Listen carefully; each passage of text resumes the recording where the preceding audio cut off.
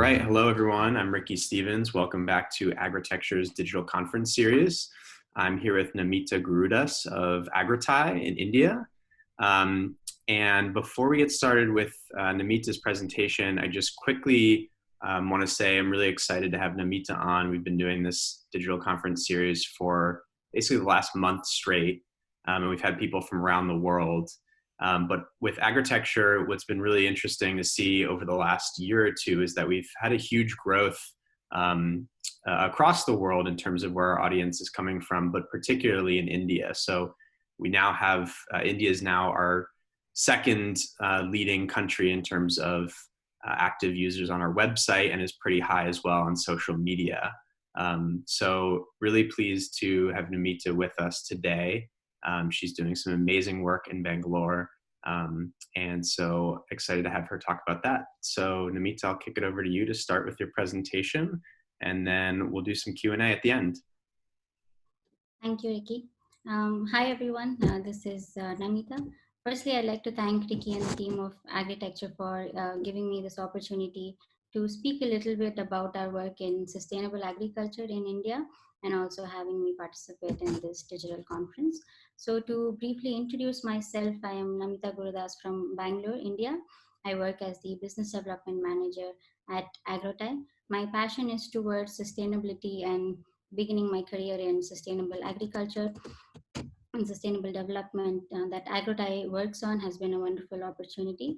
So I do envision a future where India moves from primitive farming techniques to more sustainable and viable methods. So let me begin my presentation by giving a small introduction about the organization Agritai before I get into detail on how we are addressing the issues at hand. So Agritai is a private center of excellence in the field of horticulture, where we strive to provide practical hands-on training to growers. It is based off of Dutch craftsmanship and advanced technology, but we customize it to the local scenario so that it is more user-friendly and practical in nature. And yeah, we are supported and guided by a Dutch organization called as PUM, and we are also incredibly supported by the Dutch Embassy in India. So yeah, the ultimate goal of Agritai is to improve the livelihoods of farmers by way of better productivity and income, and simultaneously work on aspects such as food safety, food loss and wastage, and food security. And finally, we also want to majorly work on empowering women and youth in this sector. So in this slide, I've mentioned a little bit on why there is such a demand for a training center like Agritai. So yeah, to give you a brief background about the Indian agricultural sector, this is one of the largest sectors in India, where it employs over 50% of the population. However, given the large-scale operations, the growth in the sector is limited at the moment, but the potential is very, very high. Nowadays, we do see a lot of agtech startups in India, wherein people are coming up with better ways to cultivate crops, and then newer technology that can be implemented to address several issues across the industry. But at the core of all these technologies, we still need immense skill development amongst growers on good farming techniques that are sustainable, viable, but also pay attention to food safety, food loss, and wastage. Right. So at Agritai, we provide a combination of practical hands-on training, but also provide technical and financial resources and facilities. By this, I mean that there's going to be a service center at Agritai, wherein we provide all the farmers access to different technology, and yeah, different companies can be a part of this service center, wherein they can just showcase and demonstrate different technologies that they have in the market. And by financial resources, I mean that there are going to be few banks. We also have interest from private banks who want to be a part of the service center and just get closer to the farmers themselves and educate them on different financial resources, subsidies, and even financial management. And lastly, I've also mentioned market linkage. So we want to provide a platform wherein farmers and consumers can connect with each other. So this helps the farmers get a fair price for their produce, and on the consumer end, consumers are assured of quality and also the source of produce. So coming to our approach towards our training programs, so how do we really approach this training program apart from it being practical in nature? We typically begin most of our training programs by putting out all these questions on sustainable food systems just to challenge our participants on thinking beyond current agricultural practices and then finding solutions that are more sustainable in nature. So some of the questions that I've put on the screen is, what are the main challenges that they think are there in the present scenario within the food system when we talk about sustainability, and how the current food system is posing a threat to our environment, and why is it actually important to make agriculture sustainable? Is agriculture sustainable today? And talking about food security, can this industry really promise a food secure nation going forward? And coming to health and nutrition, are consumers really paying attention to food safety, but also from the growers, and are the farmers paying attention to um, producing crops that are safe for consumption? Right? So that is the aspect of transparency between the farmer and consumers. And lastly, we also speak about how our actions of today affect our future. So yeah, going forward, what are the main challenges that we may face in the future? Here, I think, given the continuous rise in population, will the farmers be able to produce healthy, nutritious food for the said population without causing more damage to the environment more than we already have? Right? So according to several surveys, we know that the population is expected to rise to about 10 billion people across the world by 2050, and food production must simultaneously rise by 56 to 60%. And India is expected to be the most populated country in the world. So, yeah. And on the other hand, we're also fighting climate change. So, given the extreme weather conditions such as drought, scarce rainfall, increased temperatures, it is becoming more challenging for farmers to grow crops, considering the fact that most of India's farmers grow in open fields. The protection from harsh weather conditions are minimal. So, surveys actually suggest that climate change could potentially lower crop production by 25%. So, farmers today have the challenge of growing crops using climate resilient farming techniques. This may involve more investments and or even a change in cropping pattern. We must pay more attention to efficient resource management, so producing more with less, and yeah, giving importance to protecting and conserving nature. This may include not cutting down more forests, polluting waterways, making soil infertile. These are some that I'd like to name. And lastly, how do we ensure that whatever food we produce is filled with nutrition and is of top quality? So, how are we addressing this at Agrotime? So, on the back end, we work with farmers to give them dedicated technical assistance and know-how through our hands-on training. So, this also plays a role in sustainable agriculture, so promoting that concept amongst the growers themselves. We also give them high quality seedlings that are grown in our own nursery, access to inputs, like I said earlier, through our service center, and then access to viable markets. Right now, it's going to be our own farmers market that we are setting up in the center of the city.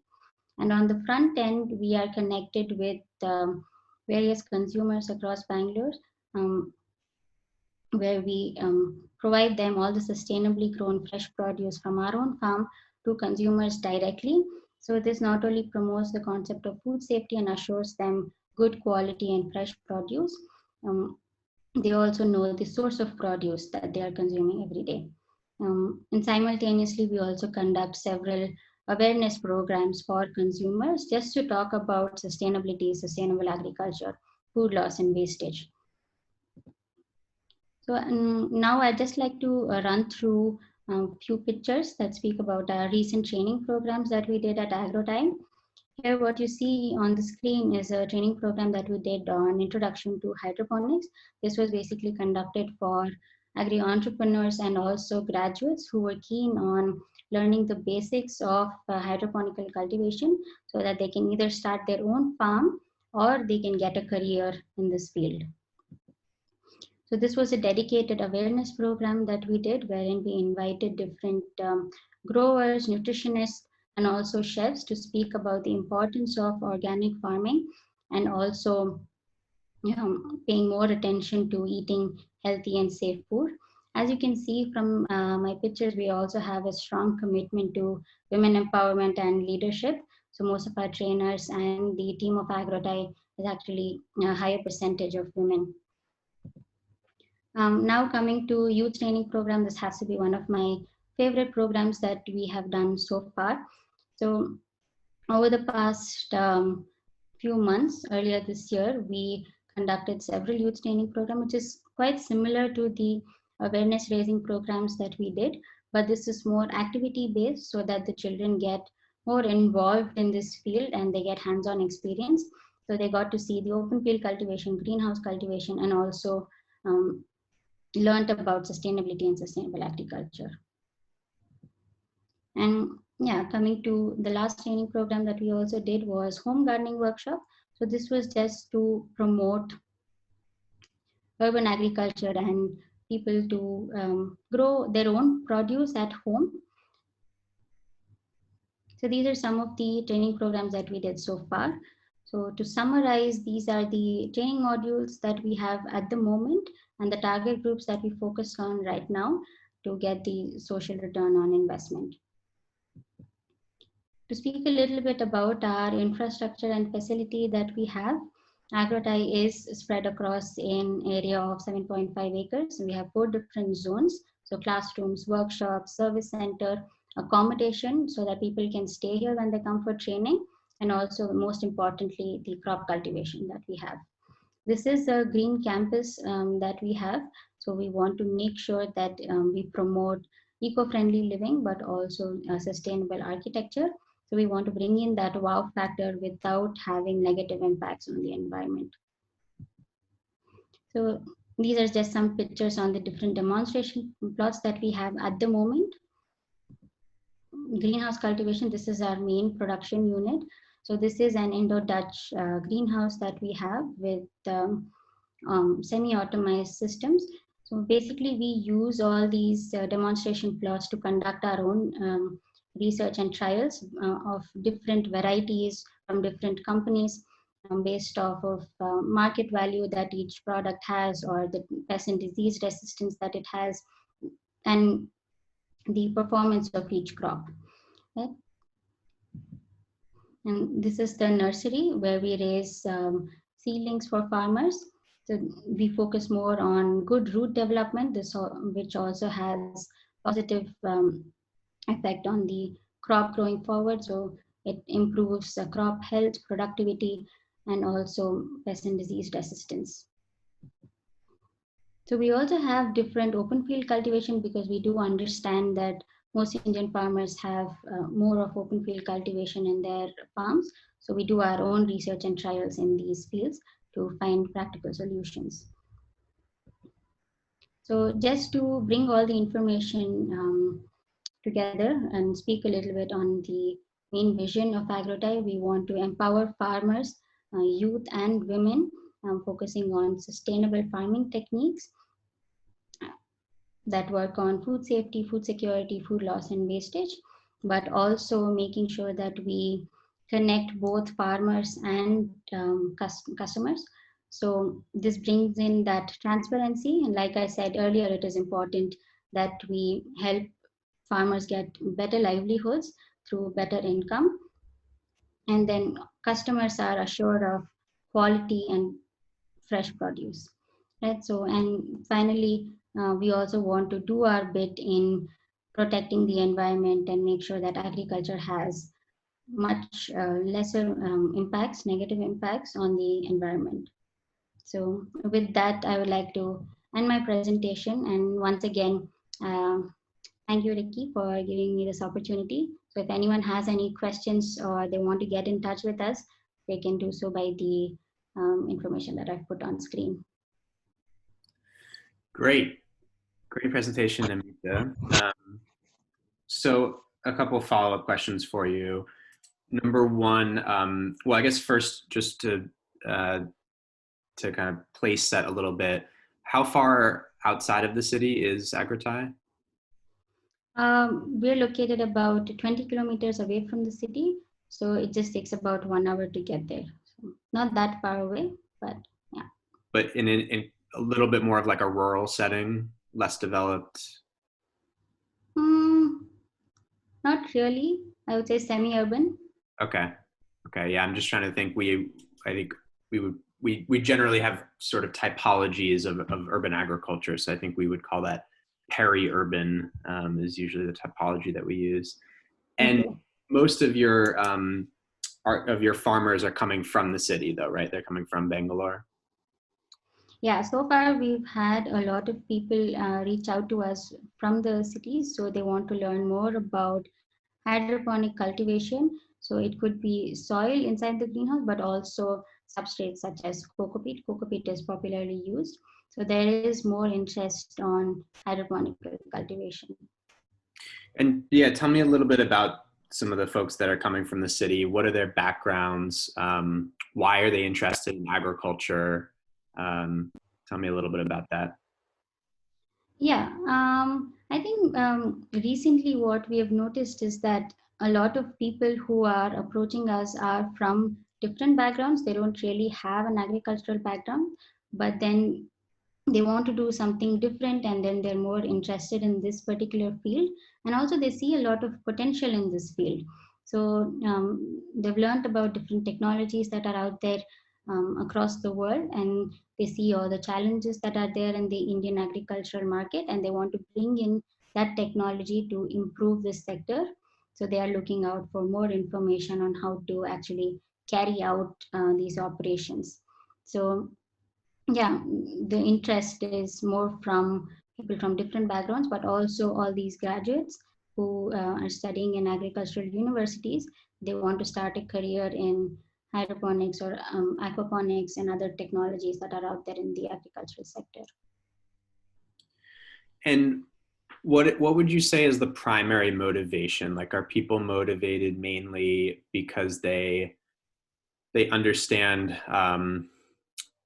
sort of some of the ideas that you or the facts that you laid out at the beginning in terms of just the urgency of needing more sustainable solutions for agriculture? Is it that many of them come from families maybe that have been farming but are not using as productive methods, or don't have much access to the knowledge in terms of learning some of those more productive methods? What are some of those primary motivations that you see for them? And my personal opinion is that the primary motivation would be because they see all these challenges that are there, and many farmers are going through a lot of stress because they're not able to reach out to viable markets or get a fair price to their products. So people want to help them out directly to improve productivity or improve their source of income, and then connect them to the market or just make their lives more convenient and easy. But also like you pointed out, they had, so most of them do have backgrounds wherein either their own family member or someone they know is into agriculture, and they're not using newer technology or methods. So yeah, I think it's a combination of both, but mostly the former. And tell me, you mentioned just access to markets and how important that is. Tell me a little bit about, who are the main customer bases for Agritai or for the farmers going through your training programs? Are you selling to high-end restaurants in the city? Are you selling to farmers markets? Tell me a little bit about, I guess both the sales channels and then who are the end consumers, and are they paying more for these products, or is it just about quality really? So at the moment, our main client base is direct customers, but also we do sell to a wholesaler because the production in the greenhouse is quite high. and we don't have direct customers, so many direct customers at the moment. So for our direct customers, we offer a range of products, but the main greenhouse produce goes to a wholesaler. So with the direct consumers, I do see that the connection is better, and they're also happy with the produce. So they place an order as to what they want. So we have local greens, exotic greens, open field vegetables, produce from our greenhouse, and they place an order, and it is harvested in the morning and it reaches their homes by noon or the evening at the max, and they're very happy with the quality and the freshness that they get, which they don't typically get from other areas. And then you mentioned earlier that you have both like a kind of a new hydroponic workshop that you're doing. You do both in soil but outdoor cultivation as well as in soil greenhouse cultivation.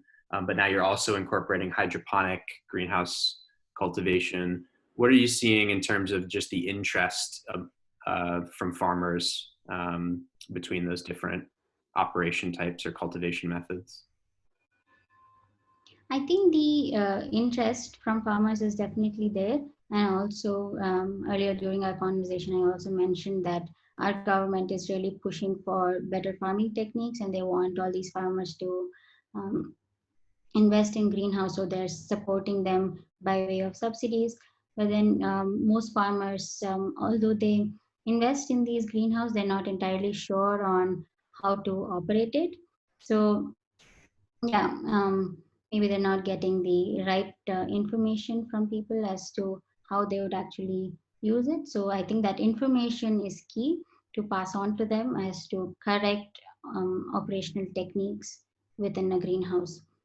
But yeah, those who have done it, there are several progressive farmers in India. So those who have done it, they see the difference that it makes from open field cultivation. And the access to capital, you mentioned that you're starting to work on partnerships with banks, or maybe you already have a couple. How big of a challenge is that? You also mentioned there's some subsidies from government, but for the average farmer that wants to start a greenhouse and maybe they go through a training program like AgriTie or another training program, maybe from a university, how do they take that next step right now? Is it really challenging to find access to capital from traditional sources, or is that starting to change, or is it dependent on partnerships from groups like AgriTie? I would say it will actually depend on the type of project that you are going for. So, like I said earlier, we do see a lot of these agtech companies that are coming into play in this industry. So, the investment that is going towards these agtech companies from VCs, for example, is increasing year by year. So, people see a lot of potential in this particular sector or the aspect within the industry. So the access to capital um, is comparatively convenient nowadays because of the potential that this industry offers. But generally, I would say a typical farmer going to a bank for maybe starting a greenhouse, I think it is somewhat challenging because they'll have to prove to the bank as to how they would actually implement the project, and then get assurance or assure the bank as to it would actually be done, and the finance or the capital would be used solely for this purpose and nothing else. So building that confidence. All right, I think that's all the questions I had. Any other final thoughts for our audience that you want to leave them with? Any, you have your email and your Instagram website up there, but any other things out there that people should look out for in terms of AgriTie or resources that you have? I think one of the main things that I stress on during my presentations or when I conclude a training program is just stress upon knowing your farmer and supporting local farmers and agriculturists who are striving for this cause. So it is mostly important that consumers understand the importance and support such people. So supporting local farmers and knowing the farmers really helps. So I think that's one final thought that I'd like to say. Yeah, absolutely. Especially in this time, we're starting to see a lot more I'd say content and just even from kind of mainstream media sources of really trying to push this idea. So it feels like less of a maybe fringe idea at this point. Yeah. So great. Well, thank you, Namita. This was a great opportunity to get to know a little bit about your work. And yeah, look forward to staying in touch. Thank you so much.